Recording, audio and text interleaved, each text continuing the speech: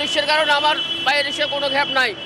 আগে হয়তো 1000-1200, এখন 500-600। আমাদের ইনকাম অনেকটাই কমে গেছে, আমাদের মনে করেন চলা খুব কষ্টসাধ্য হয়ে যাচ্ছে এখন। একটা নিয়মের ভিতর থাকা দরকার, আইনের আয়ত্তে আনা উচিত। এটা তো আমার জানা মতো আমি কখনো শুনিও নাই, ঠিক আছে, আমি জানিও না।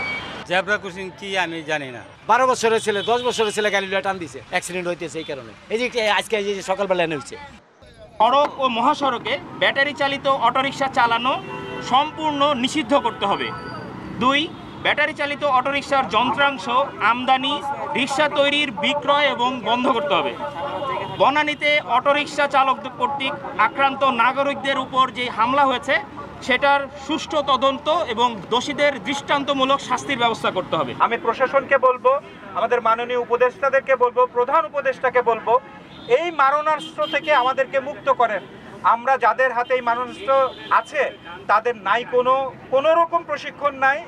গতকালকে আমি ডিএমপির সাথে বসেছিলাম, ঢাকার আশেপাশে যেসব জায়গার মধ্যে অবৈধভাবে টেসলা তৈরি করা হয় এবং মেরামত করা হয় এবং চার্জিং স্টেশনগুলো আছে, সেগুলো আমরা রাতের বেলা অভিযান চালিয়ে আস্তে আস্তে সবগুলো বন্ধ করে দেব। আমরাও চাই না এটা মেন রোডে উঠুক, এটা এলাকা ভিত্তিক চলুক। 60 থেকে 70 হাজার টাকার ভিতরে আমি একটা ব্রাউন কিনতে আসছি। 70-80 হাজার টাকা আপনার ইনভেস্ট করে এখানে মাসে 25-30 হাজার টাকা ইনকাম করার মতো একটা অ্যাবিলিটি তৈরি হয়ে যাচ্ছে। এবং আমরা চাই রিক্সা থাকুক।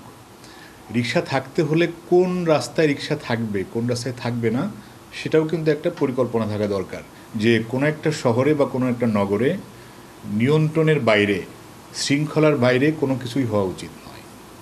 এটা শক্ত হাতে সিটি কর্পোরেশন, প্রয়োজনে আমাদের যে পুলিশ প্রশাসন আছে তাদের সহযোগিতায় লাইসেন্স দিয়ে এটা নিয়ন্ত্রণ করা উচিত।